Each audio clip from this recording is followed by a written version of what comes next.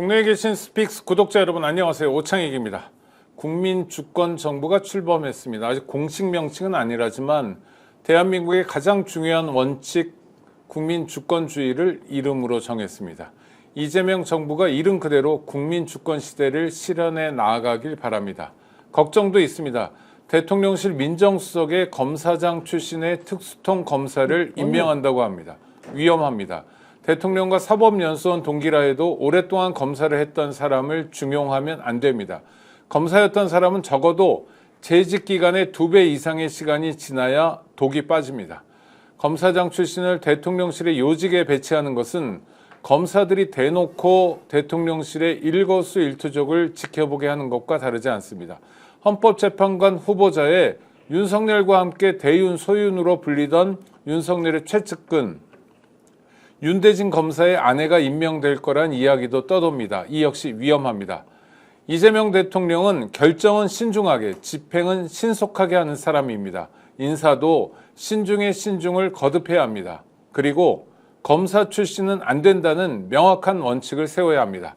목요일 오후 1시 10분 스픽스의 마키아벨리, 대한민국의 최고의 정치평론가 두 분을 모셨습니다. 먼저 박진영 평론가 모셨습니다. 어서 오십시오. 네, 안녕하세요. 정치 비난가 박진영입니다. 비난가가 뭡니까? 아니, 최강욱 의원하고 네.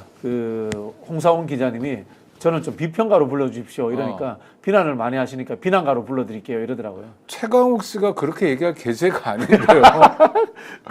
우리 최강욱 의원님은 네. 본인 역시 아마 비난가실 겁니다. 네. 그게 아주 비난을 많이 하는 캐릭터인데.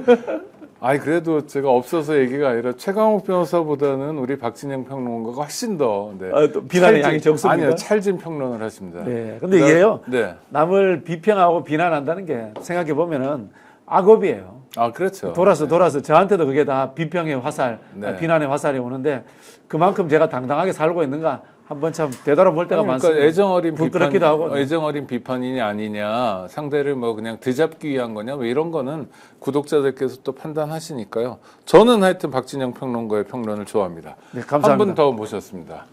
네, 전계현 대표, 스픽스의 전계현 대표 오셨습니다. 어서 오십시오. 안녕하십니까. 딱 바쁘게 왔습니다. 오늘 재판 갔다가요. 네. 제가 명예훼손 소송 재판 지금 이제 재판도 한 지가 뭐 6개월 됐고 그 전에 조사받고 한 게 지금 한 2년짜리가 하나 걸려 있어가지고요.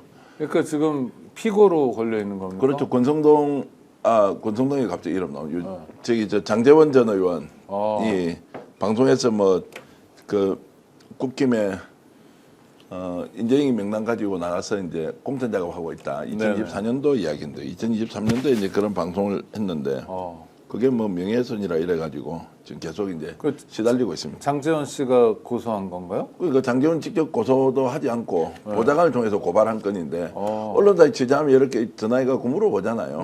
이게 이제 인재영입 명단 나갔다 뭐 자기들끼리 하는 얘기를 듣고는 인재영입 명단이 이제 나갔다는 건 장재원이 그만큼 실체다. 인재영입 명단 같은 게 이제 당에 있지 않습니까? 네네. 그걸 가지고 아예 이제 그 사실 자체가 없다. 인재영입 명단이 없고 뭐 외부에 나가서 작업한 것도 없다라고 해서 이제 뭐 그래서 이제 일단 고발이 됐는데 뭐 서슬퍼런 윤석열 정부 시절에 이제 했으니까 이게 통상적인 취재활동의 범위에서 크게 벗어나지 않다. 그 중간에 그 얘기를 해준 사람 최초에 또 그 정보를 준 사람이 다 신뢰할 만한 사람이기 때문에 그거 인정 안 하더라고요. 그래서 기소 의견으로 일단 재판이 들어가 버린 거예요. 네. 이제 가고 나서 이제 제가 이제 증거를 찾고 이제 최초에 얼마나 미안합니까? 최초 그 한 사람한테 내가 다시 전화해 물어보고 그런 말이 있었나 없었나 이게 재판이다. 근데 그렇게는 이제 직접 얘기는 하지 않고 증거 자료로 그분한테 있었던 상황들을 쭉 정리를 했어. 이제 그걸 이제 재판. 아니 뭐 무죄는 받을 텐데 그게 문제가 아니라 그 사람을 괴롭히는 거네요. 괴롭히는 것도 있고 네? 괴롭히는 그래서 이제 그 당시에 어떻게 했느냐 뭐 비판하는 사람들 재갈 물린다고 다 그냥 가져오라 이래가지고 그냥 고발을 하는데 본인 직접 고소를 하지 않고 보장을 지켜서 고발을 다 했으니까 저만 그렇게 됐겠습니까? 네. 그래서 이제 그걸 가지고 또 변호사를 내가 서정 변호사를 내세웠어요. 서변 이건 뭐 아무것도 아니라고 본인이 이야기하길래 근데 결국 기소가 되었어. 이제 지금 재판을 다른 변호사하고 하는데 돈도 많이 들죠. 시간 뺏기죠. 판사도 할 일도 아니죠. 이게 언론의 표현의 자유 뭐 이런 부분과 관련해서 오늘 그래서 제가 이제 판사 앞에서 이런 이야기를 했죠. 이 언론이 취재 활동을 하고 있는 범위에 대해서 완벽하게 증거를 가지고 확인하고 언론 보도 안 된다. 이 흐름이나 동향을 가지고 약간 과하게 표현을 할 수도 있지만 그런 내용을 이미 우리의 양심 그리고 취재원의 신뢰를 기반으로 보도한 것에 대해서 이렇게 재판을 하고 고소고발을 해버리면 이게 표현의 자유라는 것의 범위 그리고 언론의 취재 활동에 대해서 굉장히 위축을 주는 부분에 대해서 좀 감안을 해달라라고 이제 얘기를 하고 왔습니다. 네. 아이고 고생하십니다. 저는 오늘 저기 네. 우리 앵커님 오프닝 멘트에 대해서 한번 평을 한번 하고 싶어요. 네. 특히 그 오광수 민정수석 예정자, 네. 그다음에 이 헌법재판관 후보자 중에 윤대진 검사 부인에 대해서 비판하신 부분을 정말 잘했다라는 생각이 들어요. 감사합니다. 네. 역대 우리가 노무현 정부 때는 어떤 일이 있었냐면요. 특히 이제 진보 진영 시민운동 하시는 분들이 노무현 정부를 너무 과하게 비판했어요. 네. 그 보수에서도 맞고 진보에서도 저도 맞고 많이 비판했습니다. 그러다 보니까 노무현 대통령이 돌아가셨을 때 아. 우리가 뭐라고 이야기했냐면 지몬미 지켜드리지 네, 못해서 네, 미안하다. 네. 그 그 패족이라는 당시에 얘기도 했고. 노무현 대통령에 대한 애정을 갖고 비판하기보다는 노무현 정부를 깔보면서 뭐라고 합니까 좌우 양쪽에서 그냥 막 해집듯이 비판했던 것 같아요. 네. 그래서 노무현 대통령이 돌아가셨을 때 거기에 대해서 굉장히 반성을 많이 했거든요. 근데 이게 반대로 문재인 정부 들어왔을 때는 문재인 보유국이라고 하면서 말 같지도 않은 아부꾼들만 꽉 몰려나가지고 이른바 민주진보전역이 전부 다 사쿠라 비슷하게 돼가지고 문재인 정부에 대한 일련의 비판도 허용되지 않았어요. 네네. 맞아요. 그게 사실은 문재인 네. 정부가 마지막에 윤석열 일당들에게 무너지는 저는 이유가 되지 않았나 그런 반성을 하거든요. 그래서 이재명 정부에 대해서는 깊은 애정을 가지고 있으되 적절한 비판 그리고 그것에 대해 가지고 서로 화답하면서 서로 이렇게 잘 만들어가는 그런 과정이 있었으면 좋겠다라는 측면에서 우리 사회자님의 첫 번째 아이고, 오프닝 네, 멘트가 네. 우리- 너무 마음에 들었습니다. 우리 서로 칭찬하는 것 자, 같은데. 그 말씀은 네. 이제 윤대진 검사 부인이나 오광수 변호사에 대해서는 이제 인사를 할 때 굉장히 신중하게 해야 된다. 이제 이런 말씀이신 거죠. 네네네. 그리고 이제 이게 이제 지금 당원들은 지금 막 거의 폭발 직전인데 네네. 뭔가 이제 설명을 하지 않겠느냐. 그리고 이제 인사라는 것은 누군가 추천한 사람이 존재할 거 아니에요. 예를 들어서 인사권자인 대통령이 야, 이 사람 어떤지 해보라고 하지 않았을 때고 이제 추천의 경로에 대해서도 좀 파악해보는 게 매우 중요하다. 왜 이 사람을 써야 하는지 납득할 만한 논리가 있었느냐. 두 번째 이것을 국민들이 바라봤을 때 안 그래도 지금 뭐 특수부 검사 그리고 검사에 대한 국민들이 정말로 뭐라고 해야 됩니까? 그냥 알레르기 반응. 그럼요. 상처도 많이 받았죠. 이런 네. 것들이 있는 상황에서 굳이 이 시점에 이 사람이 검찰 개혁을 위해서 적임자다라고 한다는 그 전제로 이게 국민 정서를 이제 아우르고 좀 이런 거는 또 정말로 그걸 뛰어넘을 만큼 중요한 인사냐라고 하는 부분이 이제 고민을 하고 있을 텐데 이게 이제 혹시라도 저는 용산에서 지금 이제 청와대로 이전을 하고 이재명 대통령 이 부분을 설명을 하되 충분히 국민이 납득할 만한 내용으로 이 사람을 기용해야 되는지에 대한 것은 어쨌든 대통령이 이제 첫 번째 일종의 시험대에 올라서는 것이고 두 번째는 그렇다고 하더라도 이 인사를 중단합니다. 예를 들어서 그렇다고 해서 아 이거 지금 당원들에 밀려서 야 이거 우리 당하면 안 된다. 앞으로 어떻게 인사할 거냐라고 또 해서도 안 된다는 생각을 저는 동시에 하고 있습니다. 당원들의 뜻은 당원들 뜻이고 최종 인사권자는 대통령이기 때문에 대통령이 책임지고 하겠지만 이런 부분을 종합적으로 예를 들어서 이제 고려해서 결론을 내더라도 당원은 좀 받아들 준비를 해야 되고 또 인사를 주도하고 있는 쪽에서는 이런 당원들의 뜻 때문에 혹시 무너졌다고 해서 당원들한테 무조건 우리가 포퓰리즘처럼 따라간다 이렇게 할 이유가 아니다. 말씀하신 대로 좀 공론장에서 논의를 충분히 해보고 이것이 안 될 만한 사유, 국민적인 감정 그러나 그걸 뛰어넘을 뭔가 또 타당한 논리 이제 이런 것들이 종합적으로 저는 논쟁적으로 좀 다뤄질 필요가 있다고 봅니다. 네, 아니 그리고 그런 얘기들이 많이 나오는 게 이재명 정부에게도 유리합니다. 그러니까 그렇죠. 하나하나 인사가 납득할 만한 인사, 설명 가능한 인사여야 하는 거고요. 그래서 뭐 다른 인사에 대해서 예를 들어서 국무총리 인사 어떻게 보셨어요? 김민석 국무총리 뭐 후보자. 좋게 봤습니다. 저는 아주 좋게 봤습니다. 그러니까 그냥 별 얘기가 없잖아요. 그런데 국무총리가 중요합니까? 민정수석이 좀 훨씬 국무총리가 더 중요하죠. 중요한 감이 있는데 그 다음에 저 대통령 비서실장 인사는 어떻게 보셨어요? 강훈 저도 씨는? 아주 잘 좋게 됐다. 봤습니다. 뭐 그러니까 깜짝 놀랐습니다. 아 그렇습니까? 뭐 다들 그렇게 될 줄 예상을 못했던 현역 것인데 국회의원이 자기 배지 떼고 가는 거잖아요. 이제 간다는 그것도 것은 3년 남았는데. 이 정부에 스스로도 올인하겠다는 뜻이기도 하고요. 네. 특히 이제 뭐 이야기가 그쪽으로 넘어가 버리는데 어. 총리나 비서실장 인사 관련해서 제가 그런 이야기를 많이 드렸어요. 월드컵은 최고의 선수들이 나가는 곳이지 신인 발굴하는 곳이 아니다. 그렇죠. 국정은 검증되고 실력이 있는 사람들이 호흡을 맞춰본 사람들이 하는 것이지 괜히 신인 발굴해서 참신한 척하고 쓸데없이 통합적인 척해서 일 잘 되는 게 중요하지 않다. 지금은 특히 위기의 순간이기 때문에 호흡을 맞춰서 오랫동안 일해본 사람들 바로 일을 시작할 수 있는 팀이 들어가야 된다. 그 말씀 드렸거든요. 네네. 딱 맞는 인사라고 봅니다. 이제 그거보다 더 뛰어난 사람들도 이제 찾고 검토를 했겠죠. 그러나 결국에는 이제 안정감 그리고 누구보다 대통령을 잘 아는 사람이 옆에 보필하면서 가는 것이 이제 좋겠다고 한 것이고 제가 이제 강훈식 의원에 대해서는 비서실장으로 간 것이 뭐 평소에 그다지 뭐 좋은 감정을 가지고 있고 이런 것도 아니었고 저런 사람이 좀 약간 뭐 수박과냐 왜 뭐 시시콜콜 시비 거느냐 뭐 좀 행동하자면 제대로 하지도 않고 민주당이 지금 막 정말로 일사불란하게 막 총알처럼 달려가도 될까 말까 한 이 국면에서 윤석열하고 싸울 때 좀 주춤주춤했다는 이미지가 남아 있었는데 네네. 왜 대통령이 강훈식 의원을 비서실장으로 발탁했겠느냐?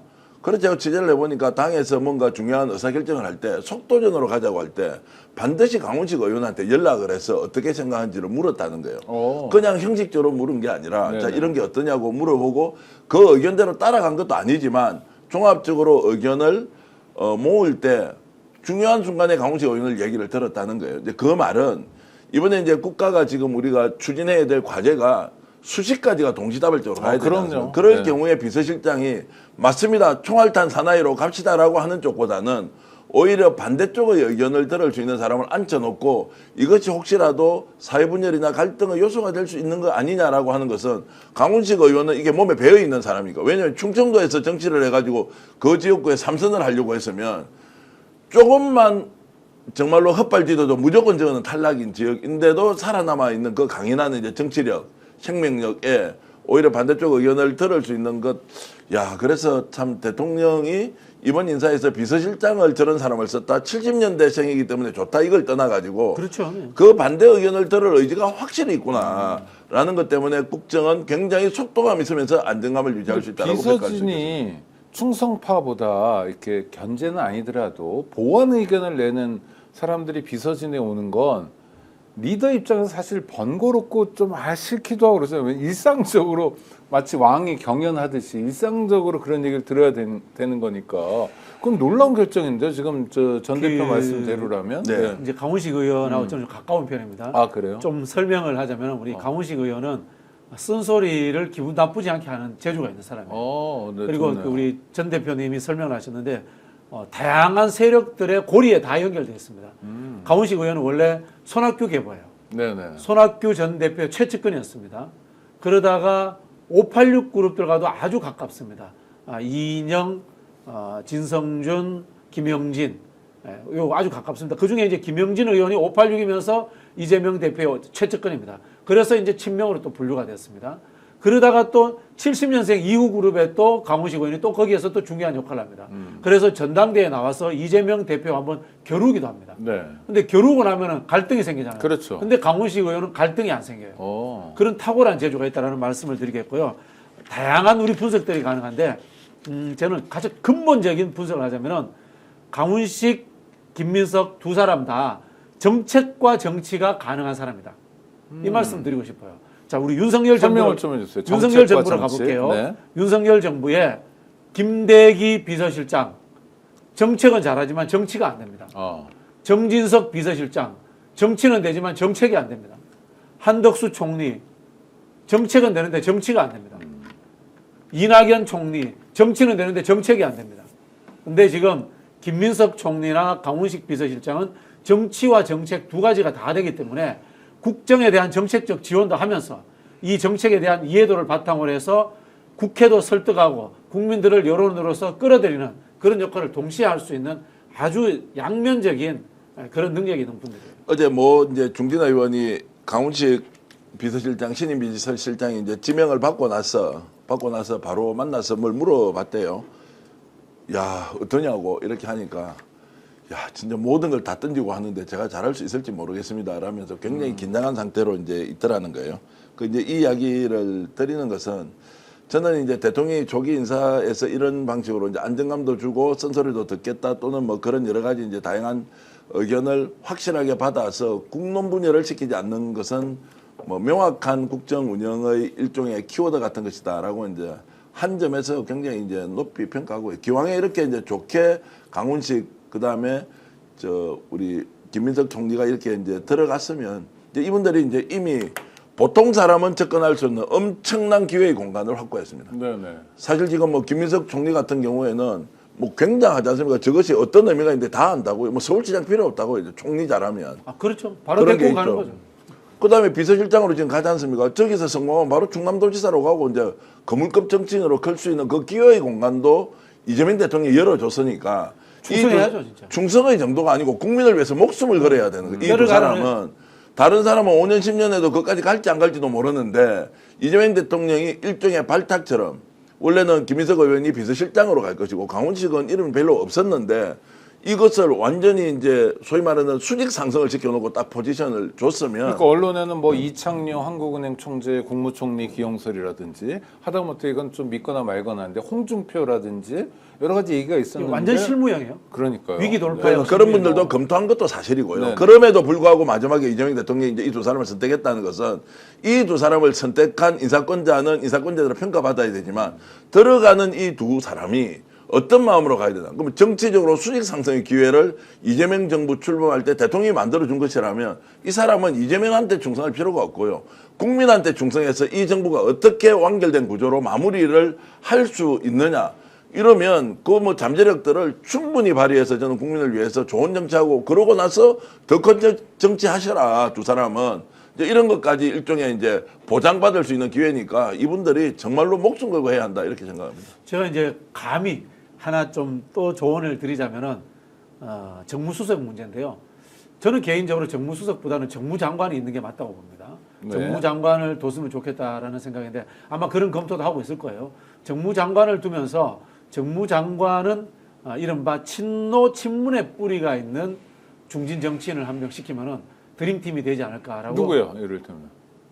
글쎄요, 뭐 갑자기 이름은 생각은 안 나는데. 아니 한두 명만 친노 친문. 중에 뭐 윤호중이든지 뭐 김태현이든지 아 현역 국회의원 중에. 현역 국회의원들 중에 왜냐면요 김민석 의원도 친노 친문이 아니에요. 네네. 당의 의원들 사이에서는 주류가 아니에요. 원래 친노하고는 조금 그렇죠. 근간 거리가 사이죠. 있죠. 거리가 네. 있고 강훈식 의원도 또 그렇지 않아요. 네. 근데 아직도 민주당에는 친노 친문이 의원 숫자로는 절대 다수예요. 절대 다수고 사실은 그리고 이재명 대통령도 친노라고 보시면 돼요. 원래 정치 시작이 친노라고 보시면 돼요. 네네. 이재명 대통령도 그런 부분에서 친노 친문의 바운더리에 있는 그러면서 친명이 된 그런 어떤 중진 정치인이 정무 역할을 또 해주시면은 드림팀이 되지 않을까. 김경수 씨 같은 사람은 어떻습니까? 김경수 지사도 좋죠. 그 정무장관 뭐 이런 거. 아마 이제 시기를 놓고 이제 뭐 고려하지 않겠습니까? 지금 이제 초반에 들어가서 안정화시켜야 될 사람과 조금 있다가 들어가야 되는 사람들이 이제 구분이 될 거고, 저도 어제 이제 뭐 전화를 받은 분도 있고, 전화를 기다리는 분도 있고, 배수에 들어갔다는 분도 있고, 이렇게 이제 아는 분들이 이런저런 이제 어쨌든 그 이제 절차 안에 있는 분들과 이제 통화도 해보고 또 실제 국회에서는 또 어떻게. 좋네. 예. 그런데 굉장히 안정감 있게 일단 진행되고 있다. 그러니까 엄청 다급한데 엄청나게 지금 급하기도 하지만 하나하나 절차나 방향을 이렇게 좀 따져보고 있는 것 같고, 어제 또 한 분의 경우에는 장관으로 지금 충분히 가도 손색이 없는 분인데 이제 이분이 정말로 열심히 이제 이재명 정부 출범에 결정적인 기여를 했는데 쓰기가 지금 쓰면 너무 좋겠는데 아까운 게 있는 거예요. 어떤 면이냐면 인사청문회에 올라가면 완전히 이제 달라들어서 막 초토화를 시키겠다고 이렇게 해버리면 이분이 가지고 있는 진가가 좀 상당히 훼손될 수가 있지 않습니까? 왜냐면 초기에는 이제 벼르고 지금 야당에서 국힘에서 인사청문회 낙마시키는 이런. 누군지 알겠네. 원외구나. 국회의원이 아니구나. 자, 그런데 이제 이런 분 같은 경우에는 살려놓고 오래 써야 되는데 예를 들어 막 초기에 막 덤벼들어서 죽여버리는 거예요. 이렇게 됐을 경우에는 오히려 인재를 잃는 수도 생기기 때문에 본인이 거기에서 해서 약간 저어한다. 아, 이거 조금 걱정됩니다라고 하니까 일단 알겠습니다라고 하면서 한 발 빼면서 또 다시 이렇게 저렇게 이제 그 인사를 하는 것 같아서 여러 가지 배려할 거는 배려하고 중요할 건 중요하고 중요한 것은 매우 안정감 있게 지금 진행되고 있더라는 말씀드립니다. 근데 친중한 인사는 아주 중요합니다. 며칠 늦어지더라도 해야 되고요. 또 말씀하신 것처럼 인재들이 인사청문회 가서 박살나는 경우가 많거든요. 그래서 저 문재인 정부 초기에도 인사청문회 나갔다가 정말 여러 가지로 골탕 먹고 그렇죠. 망가지고 이런 분들 많은데 그러면 다른 사회활동하는데 참 지장이 있더라고요. 전 대표 말씀하신 네. 부분에 전적으로 찬성하면서 저는 신인 발굴 제발 안 했으면 좋겠어요. 신인은 육성하는 거지 발굴하는 게 그렇죠. 네. 아닙니다. 그래서 문재인 정부가 실패한 원인 중에 하나가 전부 다 구친노들을 안 썼어요. 문재인 대통령이. 자기를 잘 알고 그다음에 같이 비서실장 시절에 일하셨던 분들은 안 쓰고 뭐 이제 문재인 대통령보다 연배도 어리거나 또는 새로운 사람들 쓰는데 그분들이 다 실패한 거예요. 사실은 나이가 있든 좀 부태해 보이더라도 검증된 사람 쓰는 게 실패 안 하는 거예요. 잘하기보다 실패 안 하는 것이 첫 번째라는 것이 맞습니다. 국정 운영의 출발이 되어야 돼요. 저도 한 말씀 못하면 이렇습니다. 이재명 후보가 갖고 있는 이재명 대통령.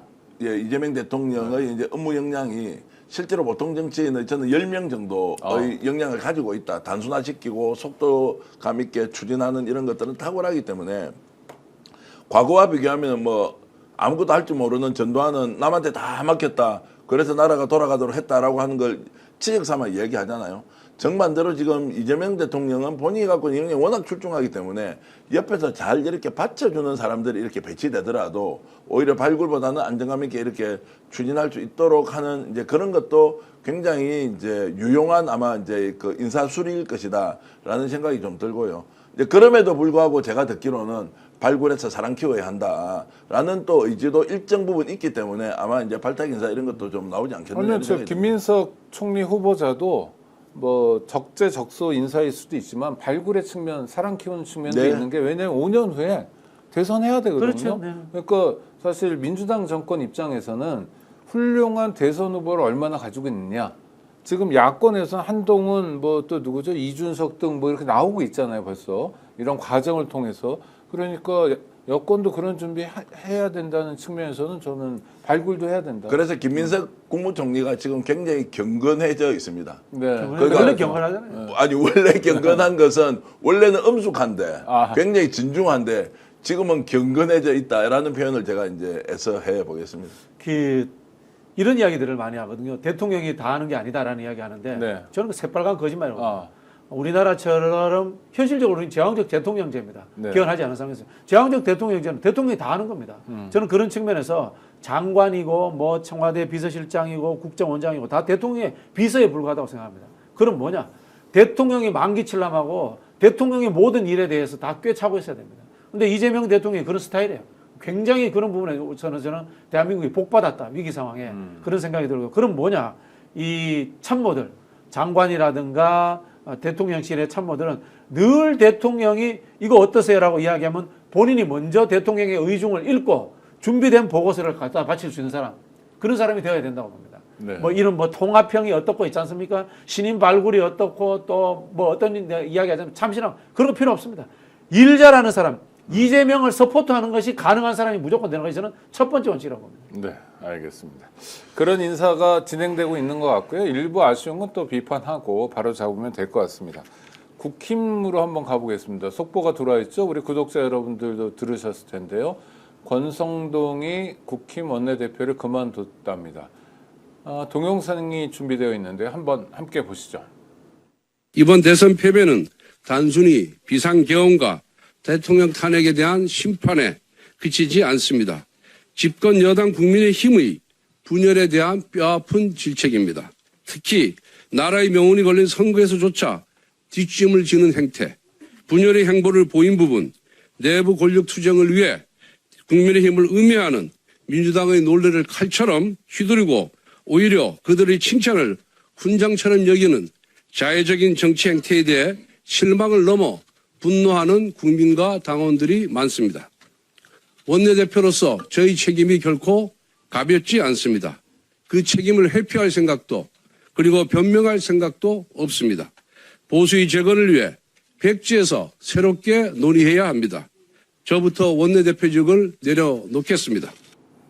그만두지 않을 것 같은데 그만둔 것 같기도 하고 어제 저는 좀 놀랐는데 대통령 취임 선서식이라고 했죠. 근데 대통령 부인이 인사를 했는데 그것도 굉장히 각도가 높아 이렇게 90도에 가까운 인사를 했는데도 무슨 인사 아니 그냥 모르는 사람이어도 그렇게 인사하면 예를 평소에 사적 관계에서도 아는 사이잖아요. 그러니까 일종의 재수 씨 같은 역할이었잖아요. 그게 표현이 아니더라도. 예의 없는 사람들이다. 그러니까요. 라는 생각이 듭니다. 특히 이번 대선 때 이준석이 부렸던 난동 이거 보면요. 기본적인 인성을 갖추지 못한 거잖아요. 지금 우리 국민의힘은 지금 보수 정당이 아니에요. 보수의 첫 번째 가치가 예의와 품격입니다. 네네. 그리고 공동체에 대한 존중들. 전혀 없는 사람들. 보수가 아니에요. 그럼 뭐냐. 권력형 해바라기들이 모인 기회주의자 집단입니다. 해체돼야 됩니다. 저 집단은. 아유, 참. 저 자리도 엄격하게 따지면 선출직 공직이잖아요. 그럼요. 공직자가 나와서 국민 앞에서 누군가에게 호소를 하거나 설득을 하는 게 아닌데 지 감정 다 드러내가지고 감정 표출을 저런 방식으로 한다는 거는 쉽게 얘기하면 기분 나쁘다는 거 아니에요. 그렇죠. 기분 나쁜 뒷짐, 거는 음해, 친구가 자해, 저녁에 뭐 밥 먹다가 혼자. 술 먹다가 네. 기분 나쁜 소리 할 수 있지. 그러나 공적인 자리에서 대통령의 취임 선서식장에서 정말 얼굴을 저렇게 하고 외면을 했던 것을 의도적으로 보여주려고 하는 것은 나 계속 이렇게 살겠다는 또 다른 표현이거든요. 나 이렇게 살겠다라고 하는 사람을 그러면 우리는 어떻게 이해하고 인정해야 될 것이냐. 아마 이제 오늘 저렇게 큰 소리 치면서 좀 심하게 어깨에 그냥 뽕 들어가는 상태로 나오는 것은 야, 너가 아무리 그래 봐도 우리 40% 지지율 나오는 거 봤지? 이 사람 있어. 너희들 싫어해. 너희들 원수처럼 대하고 할 거야. 라는 것에 대한 일종의 자신감이 있을 수도 있고요. 이제 그런 면에서 보면 저는 권성동 원내대표 같은 경우에는 다음에 이제 강릉에서 어느 정도 자기가 지역구에 영향력을 행사할 수 있을지는 모르겠지만 결국 상대를 분노하게 만들어서 그러니까 분노심을 자극해서 상대의 약점을 드러내고 오히려 정치가 협진화 미래지향적으로 가지 못하도록 하는 저 특이한 게임의 방식을 계속 가져갈 것이다. 그러면 나는 지금 민주당이나 예를 들어서 정부에서는 싸울 필요 없다. 우리 같은 사람한테 차라리 맡겨라. 권성동이 하는 은행과 발언 이것이 얼마나 정치적 대행을 만드는지는 이제 평론의 영역에서 언론의 영역에서 우리가 충분히 논쟁할 수 있다라는 말씀도 드립니다. 저 인사 관련해서 빠뜨린 게 있어서 하나만 좀 그러시죠. 말씀드리겠습니다. 네. 국방부 장관 이야기인데요. 국방부 장관 진짜 군 장성 출신이 아닌 문민아 한번 되었으면 좋겠습니다. 안규백 의원설도 있고 예, 그러네요. 혹시나 제가 김병주 의원님 좋아하는데 네. 섭섭해하실 수 네, 있습니다만은 김병주 의원님은 국방부 장관이 아니라 외교부 장관 하셔도 잘하실 거고요. 통일부 장관도 잘하실 겁니다. 군인 출신이기 때문에 꼭 국방부 장관 해야 된다는 법은 없거든요. 모든 일을 다 잘하시기 때문에. 근데 지금 왜 지금 문민화된 국방부 장관이 필요하냐면요. 이번에 쿠데타가 일어난 이유 중에 하나가 김용현이 군 출신이었기 때문에 특히 육사 선배. 그렇죠. 네. 군정을 장악하고 군 행정을 장악하고 군영을 가지고 있는 합장까지 쳐들어갑니다.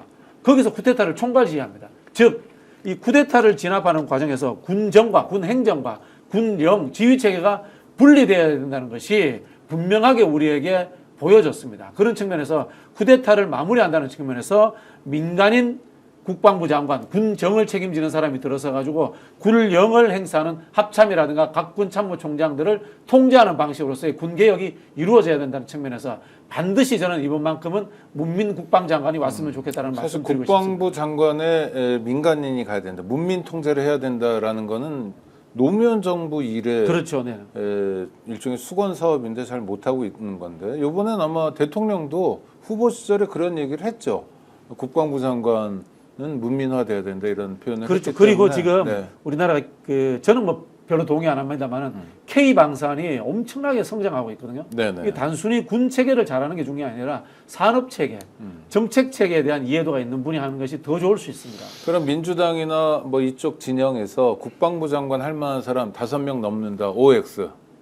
넘죠. 넘죠. 넘는다. 저도 네, 넘고 네. 뭐 우리가 잘 아는 분도 아마 이번에 좀 뭔가 좀 사전에 논의를 했으면 충분히 맡을 수 있었는데 우리가 잘 아는 분은 김종대 전 의원도 네. 충분하시죠. 되게 그럼요. 이재명 대통령이 아쉬워하고 뭐 아쉬워하고 정의당에 좋아하죠. 또 이번에 남아서 권영국 후보를 지지하는 것을 참 존중하면서도 한편으로는 저는 이제 좀 우리 당에서 같이 했으면 좋겠는데라고 하고 김종대 그래도- 의원한테는 네.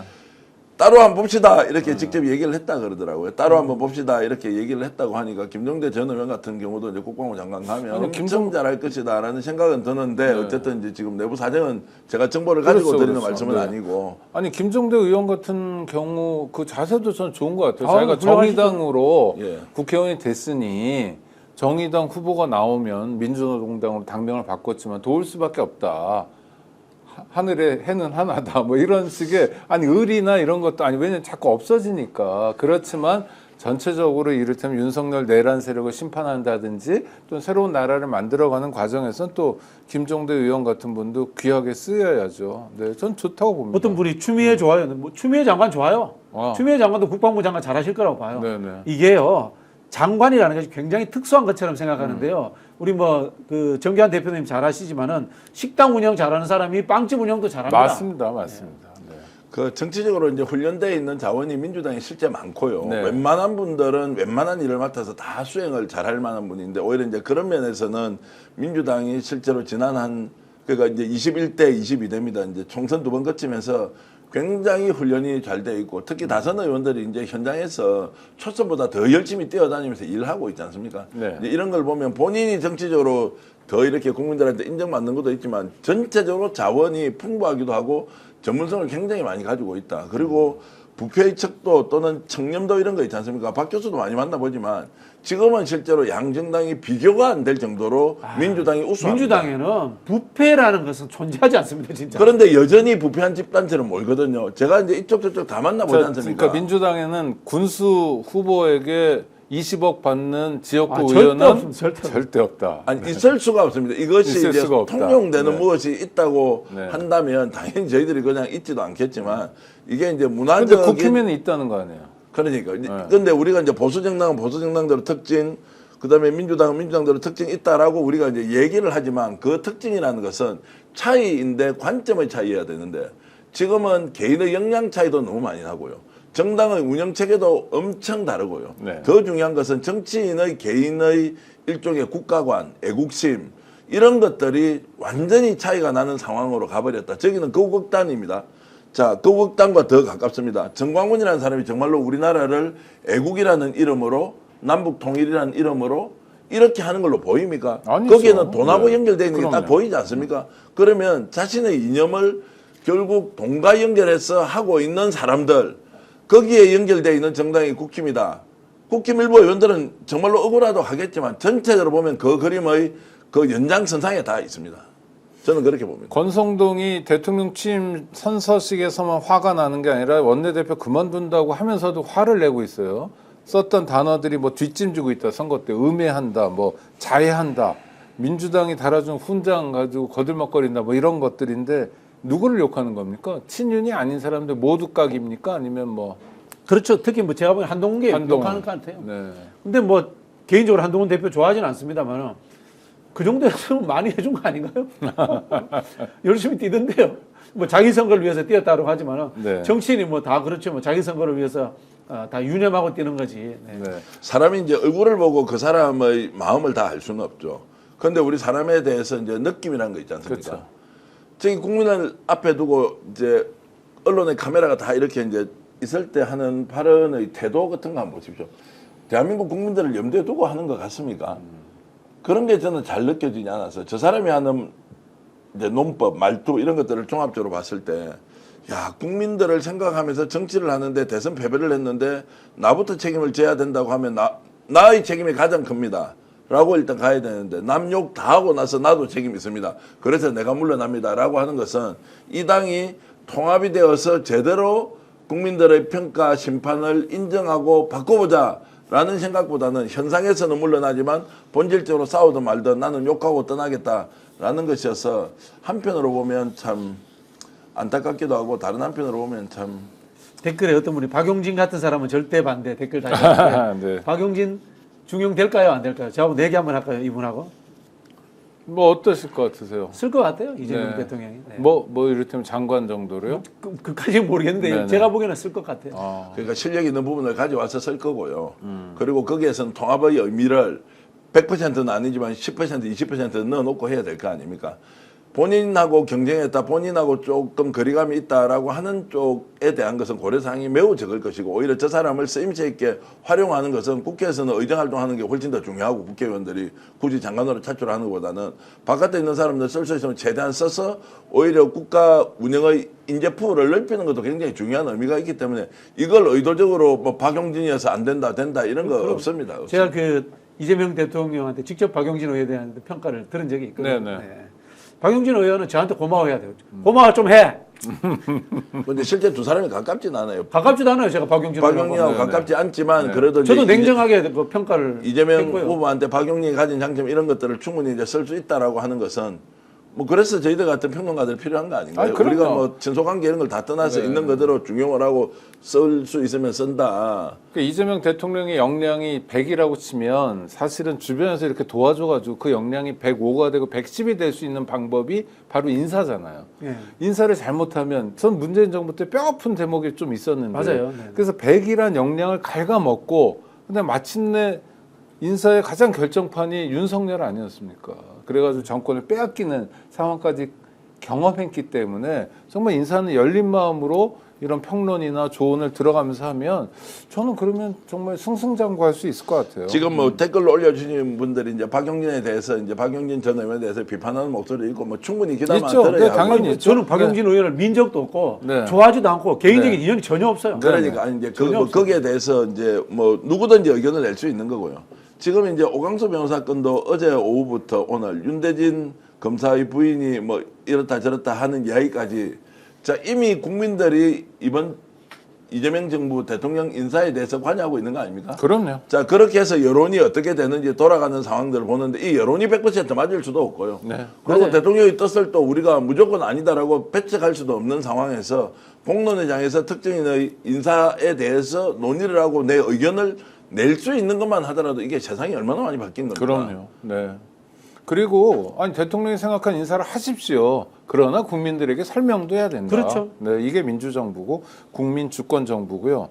홍준표 씨가 우리 박진영 선생님을 따라가고 있다고 생각이 드는데. 아니 레이밍. 아니 그 어른은 왜 제가 쓰는 표현을 그러니까 베껴 쓰십니까? 이거 완전 베껴 네네. 쓰는 건데요. 네. 이념도 없고 보수를 참칭한 사입이 레밍 집단이고 사익만 추구하는 이익 집단이라고 국힘을 깠습니다. 참나 보셨나? 그러니까 그게 본것 이 같아요. 레밍이 무슨 뜻인가 하면요. 어디로 가는지 모르고 네네. 앞에 있는 레밍의 꼬리만 보고 따라 올라가는 거예요. 딱 그런 스타일들이거든. 하와이에서 유튜브를 많이 하고 있는 것 같습니다. 지금. 나 참. 그 저렇게까지 욕하는 까닭은 뭘까요? 3, 4일 정도 아마 하와이에서 쉬고 있었으면 이 정치인이 갖고 있는 원래 속성 DNA를 어떻게 안정과 평화의 시간으로 이렇게 다 힐링의 그런 순간순간으로 채울 수가 있습니까? 당연히 이제 이야기를 하고 싶겠죠. 네. 재판도 받아야 하고 주변 특권들 검찰 수사도 줄줄이 대기해 있고 지금 명태균 게이트가 다시 터지고 아 참 또 다음 주에 또 조사받으러 가야 되는데 창원까지 가야 되는데 명태균이 내 지금 고소해가지고 가야 되는데 아니, 잘 지내시더니 왜 그랬어요? 아니 그거 이제 일전을 치러야 돼. 지금은 이제 책임의 시간이 돌아왔기 때문에 우리가 뭐 이재명 정부 출범하는 것이 모든 것이 끝이다 이게 아니라 지금은 이제 그 이전까지 해왔던 일에 대해서 각자 저질러 놓았던 뭐가 있을 거 아닙니까? 네네. 그 찌꺼기에 대해서는 청소가 되든 아니면 그거를 뭐 퇴비로 쓰든 쓰레기로 버리든 이제 책임의 시간이 돌아왔기 때문에 저도 뭐 경찰이든 검찰이든 조사 열심히 받으려고 합니다. 그래서 이제 다 따져보자. 그 당시에 우리가 보도했던 내용이 사실과 진실에 기초해서 한 것이냐 아니냐라는 것이면 이번에는 제가 이제 강희경 국장, 공익제보자, 이제 김태열 소장 이런 분하고 통화도 하면서 이제 지금은 조용하게 그 진실을 밝히는 시간에 우리 다 함께 나서서 열심히 마지막 뒷정리를 하자라고 이제 생각을 하고 있는데 어쨌든 홍 시장은 끝까지 본인이 참지 않고 이렇게 나와서 한다는 것은 그냥 하고 싶은 거예요. 솔직히 말씀드리면 네. 이제는 홍준표 시장이 100마디를 한다고 해서 이 정부가 받아들여서 참고만 하지 그 사람과 손을 잡고 협치다 무엇이다 갈 수 있는 여건은 절대 조성이 되지 않는다. 여기는. 자 그렇게 이제 봐야 되고요. 개인적인 회한이 있을 거예요. 네. 지난 2022년 대선 경선 때 윤석열한테 사기당해서 뺏긴 거 아닙니까? 그렇죠. 대선 후보 자리를. 네.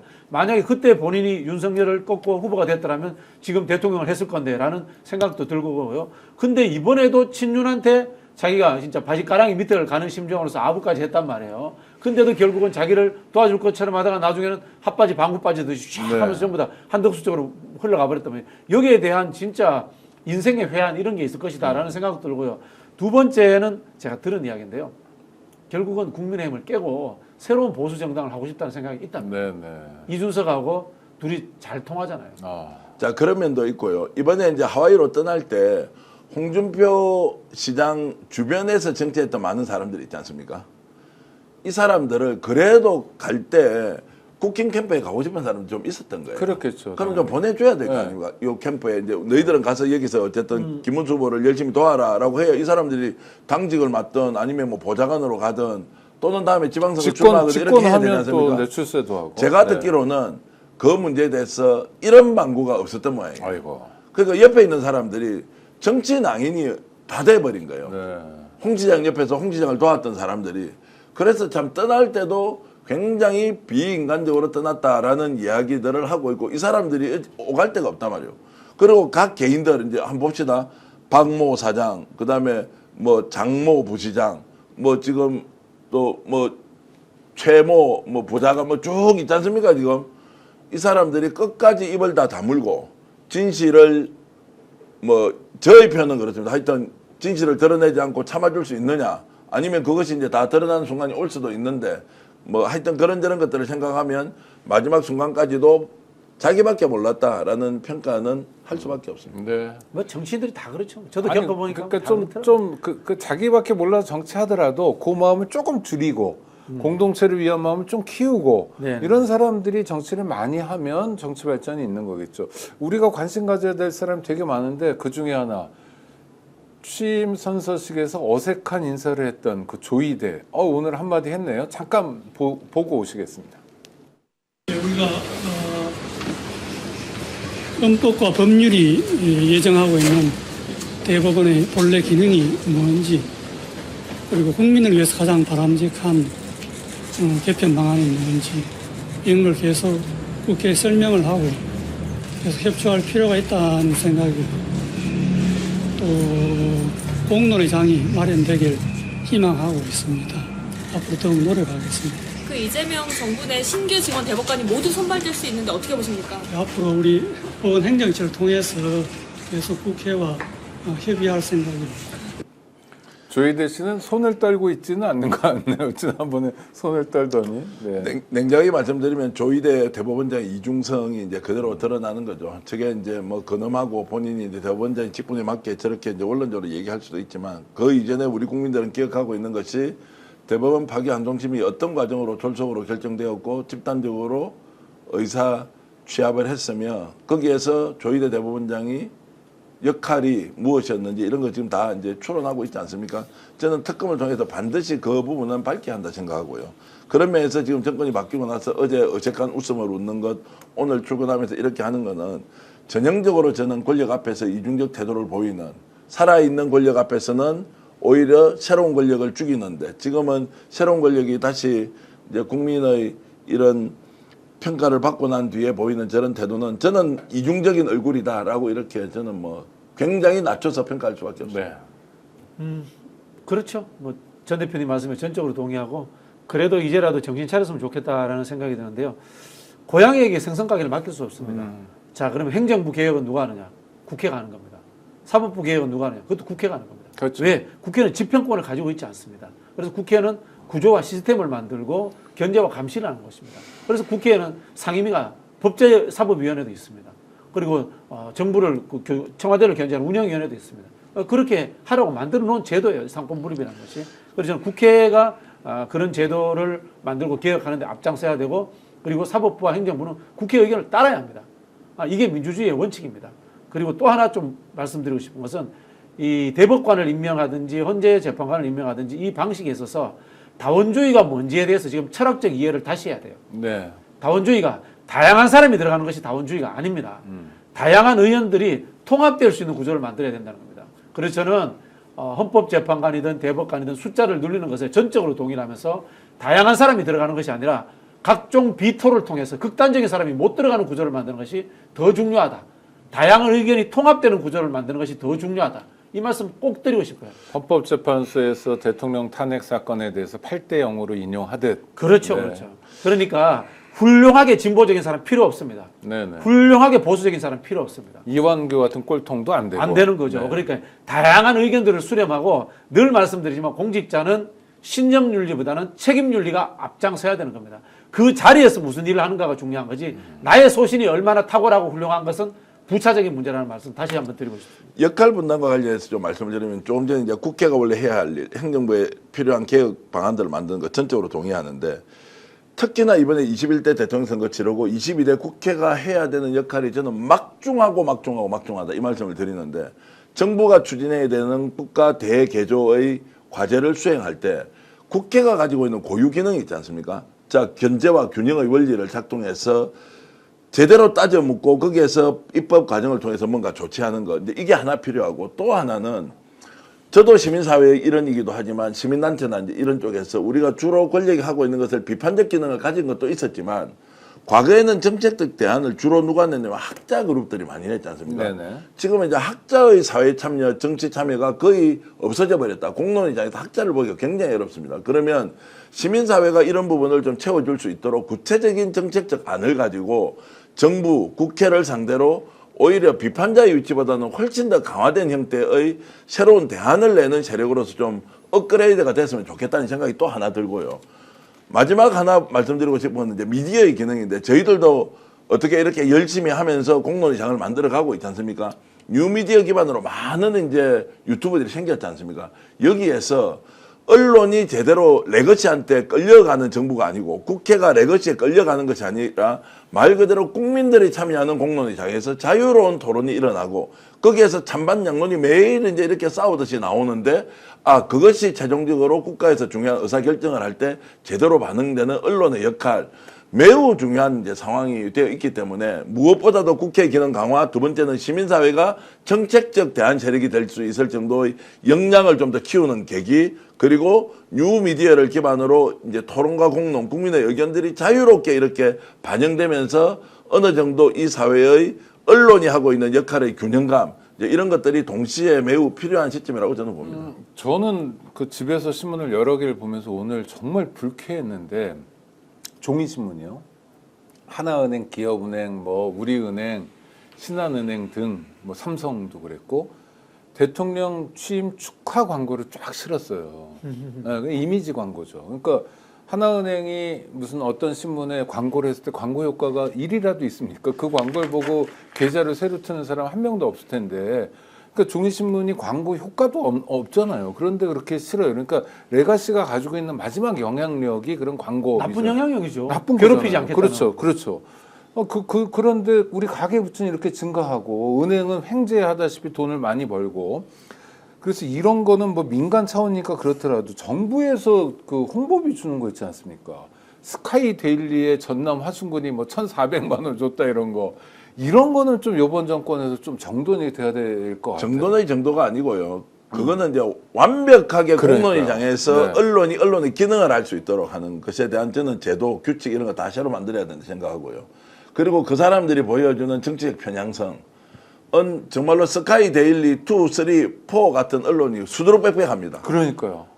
그리고 광고를 안 주면 지자체장이 광고를 주고 광고 이게 집행권을 가지고 있으니까 다 지방에서 비판하는 기능이 사라져 버렸죠. 그러니까 국민 예산이 뭐 대표적으로 대구시장이었다는 홍준표는 주머니 돈이 쌈짓돈인데 자기 주고 싶은 대로 주고 비판하면 광고 다 끊어버리는 이런 정말로 비정상적인 행태를 마치 할 수 있는 권한처럼 생각했던 것 저는 완전히 바꿔야 된다 생각합니다. 네. 차라리 어떻게 골고루 지원해 줄까를 고민하지 말고 이 예산 다 없애버려라. 그러니까요. 없애버리고 이 돈 가지고 어려운 사람 도와주는 게 맞지. 왜 그럼 뉴미디어라고 해서 왜 지원을 받습니까? 뉴미디어대로 살 길을 찾아야 되는 것이고 레거시는 레거시대로 살 길을 찾아야지. 우리가 자유민주주의 사회에서 시장경제 질서를 제일 세게 이야기하는 데가 국힘 아니에요? 가장 반시장적으로 돌아가는 시장이 지금 언론 시장이에요. 그러니까요. 너무나 심한데 이것이 국민을 공론시장으로 못 만들고 오히려 특정한 이념 사상에 경도되도록 만드는 데 다 앞장서는데 거기에서 국가 예산을 수천억을 진짜 퍼붓고 있다. 이걸 다 없애버린다는 생각으로 오히려 저는 전면적으로 대수술을 하는 것이 맞다고 봅니다. 따져봐야 될 것 같은데 거의 조될 것 같고요. 오늘 조선일보 주필이라는 사람이 칼럼 쓴 거 보고 경악을 금치 못했는데 작지만 큰 희망의 불씨 하나를 보았다. 이 불씨가 죽지 않고 좋은 보수, 좋은 정치, 좋은 나라로 가는 미래를 열며 활활 타오르기를 고대한다. 마지막 문장입니다. 이준석 얘기하는 거예요. 조선일보도 보수가 아닌가요? 네. 지금 한국에 이거는 진보 보수 양자가 다 입고 있는 게 있는데 상대적 진보 세력이 우리 사회 주류가 됐어요. 그걸 모르는 거야. 잊어먹고 있는 거야. 반성적. 그러다 보니까 지금 보수는 어떻게 행태를 하냐면요. 진보에 반대하면 보수인 것처럼 착각하고 있는 거예요. 아, 반 이재명이면 그렇죠. 보수다. 품격 이런 거 말고. 뭐 이런 게 없는 거예요. 네. 조선일보도 지금 이거 보수가 아닌 겁니다. 저는 이준석 정치는 끝났다고 봅니다. 이준석 정치는 이 갈라치기 아닙니까? 약자를 어루만지는 따뜻한 마음이 없으면 정치하면 안 되는 겁니다. 그건 약육강식의 경제적 시장 논리에서만 존재하는 것이고 정치는 그런 게 아닙니다. 정치는 못난 사람도 잘난 사람도 가진 사람도 못 가진 사람도 똑같이 한 표로 인권으로서 존중돼야 됩니다. 그럼요. 그렇기 때문에 사회적 약자를 존중할 수밖에 없는 제도를 만들어낸 겁니다. 민주주의라는 1인 1표라는. 근데 그걸 부정한단 말이에요. 이준석. 그럼 이 사람은 정치에서는 안 되는 인성과 소양을 가진 사람입니다. 또 이준석이 잘했다라고 이야기하는데요. 한국 사회에서요. 저 정도의 제3당이면 무조건 15% 나옵니다. 안철수도 20% 넘게 나왔죠. 이준석이 네. 늘 얕잡아 보는 어리버리해 보이는 안철수도 20 몇 프로씩 네. 나옵니다. 그리고 맨날 저기 뭐야 통기타나 뚱땅뚱땅하고 새우깡이나 먹는 지금 누굽니까? 한동훈도 한동훈. 지지율 잘 나옵니다. 네. 이준석은 잘 알아야 돼요. 장깨도 잘 부리고 삼국지 리더십, 게임 리더십에 통달한 자기는 왜 그 난리를 치고 개를 물어뜯을 정도의 기사거리를 쏟아내는데도 저 정도밖에 지지율이 안 나오는 거야. 안철수만큼도 안 되냐. 안철수만큼도 안 나오고 한동훈만큼도 미래 지도자로서 인정받지 못하는 거야. 인성의 문제예요. 아. 정치할 인성의 소유가 되지 못했다라는 평가를 받고 있다는 걸 알아야 되고요. 기자들이 그런 이야기 하잖아요. 개가 사람을 물면 기사가 안 되지만 사람이 개를 물면 기사가 된다고. 근데요. 그 인간은 개 수준이 돼버리는 거예요. 언론에 많이 나와가지고 히트 칠지는 모르겠지만. 네. 그래서 이제 이런 유미대를 통해서 이제 저도 오늘 박진희 교수 말씀 들으면서 굉장히 통쾌하기도 하고 한편으로 잘 됐다. 이제 이번 판이 이렇게 됐으니까 뭐 전부 들어갈 거 아니고 뭐 전부 다 들어갈 거 아니고 네. 그리고 이미 들어간 순간 뭐 끝나고 나올 때까지 그냥 취재 대상은 될지 몰라도 거기에서 무슨 스페셜한 특별한 네트워크를 만들어서 이래라 저래라 할 일이 없단 말이에요. 제 주위에 있는 사람 다 그래요. 어제 한 분 또 들어가셨거든요. 밤에 통화를 했어요. 그래서 이제 어제 벌써 출근을 했더라고요. 박관천 씨군요. 그 통화를 했는데 네. 이제 앞으로 볼 일 없으니까 나라를 위해서 잘하고 끝에 그렇지. 나오면 봅시다. 대신 한 번씩 전화하면 뭐 물어보면 대답은 좀 해줘야 된다. 왜냐면 우리 취재 내야 되니까 네, 네. 이런 이야기를 했는데 저는 전체적으로 이재명 정부가 출범하면서 이재명이 가지고 있는 이 정치적 자산 본인의 역량들을 다 알고 있으니까 어떻게 하면 이게 나라가 제대로 돌아갈지를 지켜보는 사람도 아는 거예요. 내가 설사 그런데 익숙지 않다 하더라도 지금은 맞추지 않으면 내가 살 수 없다. 여기에서 부정, 비리, 연결 특권, 이해관계 이런 거 없단 말이에요. 공적 채널을 통해서 민원 제기할 것을 민원 제기하고 인사추천 제도도 완전히 바꾼다고 하니까 국민 인사추천 제도에 박진영 교수가 올라가면 국회 우리 청원하는 거 있지 않습니까? 네네. 그런 것처럼 한 10,000명이 추천하고 있어. 그러면 본격적으로 검토하겠습니다. 이렇게 갈 거란 말이에요.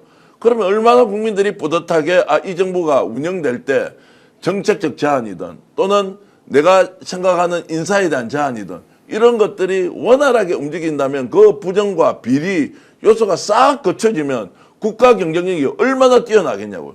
그래서 이번에 대구 경북을 중심으로 똘똘 뭉쳐서 저렇게 펴줬다는 거 있지 않습니까? 41%가 나왔다는 것에 대해서 저희 결론은 우리나라의 기득권 구조가 아직도 이렇게 깊고 강고하죠. 그다음에 강고하기 때문에 이것은 이재명을 싫어하고 이런 것이 아니라 이런 새로운 질서를 받아들이지 않고 과거에 있는 구태 질서가 오히려 더 익숙하다는 사람들의 집단적인 반로가 그 41%의 표 안에 상당히 많이 들어있다. 그러면 그 대상들은 우리가 새로운 질서를 가지고 싸워서 이겨내야 한다. 이런 생각을 저는 하고 있습니다. 네, 알겠습니다.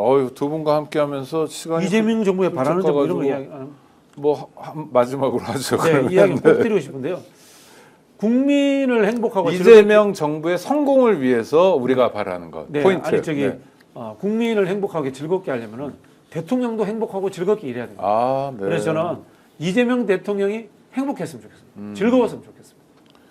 어떻게 해야 이재명 대통령이 행복합니까? 이 양반은 칭찬받으면 행복하다며. 칭찬받고 네. 그다음에 일 열심히 하고 또 틈틈이 또 이 사람들하고 노시고 그렇게 했으면 좋겠습니다. 뭐 그렇게 말씀하시는 거에 동의를 하면서 저는 지금 아까 경건하다는 제가 표현을 썼지 않습니까? 네, 김민석 엄숙하고 총리 진중한 것을 뛰어넘어서 경건하다. 지금 아마 국가 경영을 국민이 민심이 곧 천심이다. 하늘의 뜻에 의해서 본인이 대통령을 맡게 되었다. 그 지금 김혜경 여사가 보이는 행동 하나 보십시오. 얼굴에 지금 다 드러나지 않습니까? 기뻐하고 행복하고 이런 것이 아니라 내한테 주어진 이 막중한 책임을 어떻게 다할 것이냐. 그 막중한 책임을 다하는 과정이 저는 이재명 대통령의 행복이어야 한다라고 생각하고요. 그 과정에서 국민들 박수 이렇게 듣지 않습니까? 네. 그것이 보람이어야 되죠. 또 정말로 이렇게 많은 국민들이 울어준 사람이 있습니까? 살아있는 정치인에 대해서 그러니까 이렇게 많은 국민들이 함께 울면서 투표할 때 막 떨고. 네. 그러니까 당신이 살아왔던 그 삶의 그 어려운 역경과 고통을 국민들이 다 해소를 해주는데 그 국민들이 해소해 줄 때는 10배, 100배로 지금 국민들이 돌려주고 있지 않느냐. 같이 울어주는 것. 같은 마음으로 정말로 우리가 이재명과 함께 그래서 어떤 사람이 대구에 갔을 때 정말 그 할머니가 요즘 내가 이재명이에요 라는 이제 이런 말. 그러면 이제 이재명 대통령은 대한민국 국민을 위해서 경건하게 모든 것을 다 할 수 있고 반드시 해내야 한다 이런 말씀을 드리겠습니다. 어제 저희 식구들끼리 애들하고 제 아내하고 밥을 먹는데 그 첫 행보가 국회에 가서 청소 노동자들 만나는 거였잖아요. 저는 뭐 노회찬 의원도 생각나고 뭐 쇼라도 좋다 그랬는데 뭐 제 아내는 그러더라고요. 한 이재명이 하니까 되는 거다 저게. 또 진심이죠. 그러니까 진심이다. 진심이죠. 이게 다른 사람이면 뭐 어설퍼서 청소 노동자의 아들 아닙니까? 그러니까 어설퍼서 안 된다. 근데 그런 마음들 있잖아요. 그러니까 지금 뭐 당장 정부 초기니까 너무 바빠가지고 시민들하고 함께 호흡하는 건 잘 못하겠지만 하여튼 그런 자기가 누구인지 자기 가족이 어떤지를 늘 명심하고 있다면 저는 성공할 것 같고요. 또 싸울 땐 단호하게 싸우고 했으면 좋겠습니다. 이재명 정부가 보란 듯이 성공했으면 좋겠고요. 그 과정에 스픽스의 역할도 진지하게 치열하게 해나갈 테니까 우리 구독자 여러분들도 스픽스 아껴주시고요. 구독, 좋아요로 늘 성원해 주시기 바랍니다. 스픽스가 보내드리는 마키아벨리, 정치를 보는 저도 잠깐만 마키아벨리 좀 끝내기 밝혀주시는데 전에 네 그럼요. 제 화면을 좀 잡아주시면 우리 스픽스몰을 완전 재단장을 했는데요. 대동세상 얼씨구 좋다 네, 이랬는데 얼쑤 좋다. 이제 완전히 공동 구매 사이트처럼 해서 전국 최저가에 도전하는 상품들을 넣고 저희들이 이제 단장을 하고 있습니다. 준비하고 있습니다. 어제 저녁부터 제가 홍보하고 있는데 이 방송 보시는 분 스픽스몰에 들어오셔서 정말 상품이 충분하진 않지만 구경하시면서 회원가입 꼭 좀 해달라라는 제가 말씀을 드리면서 아마 이제 획기적인 제품들을 여러분들께 보여드릴 것입니다. 기대도 좋으니까 저 믿고 스픽스몰 꼭 회원가입 부탁드리겠습니다. 네네. 스픽스몰 회원가입. 뭐 자신 있네요. 자신 있다. 비교하라. 대동세상 얼쑤 좋다. 스픽스몰 기억해 주시고요. 구독자 여러분 다음에 또 뵙도록 하겠습니다. 함께해 주셔서 감사합니다. 고맙습니다. 오늘 방송 어떠셨습니까? 마음에 들었다면 구독, 좋아요로 스픽스를 응원해 주십시오. 여러분들의 구독, 좋아요는 가장 큰 힘이 됩니다. 스픽스 구독, 좋아요.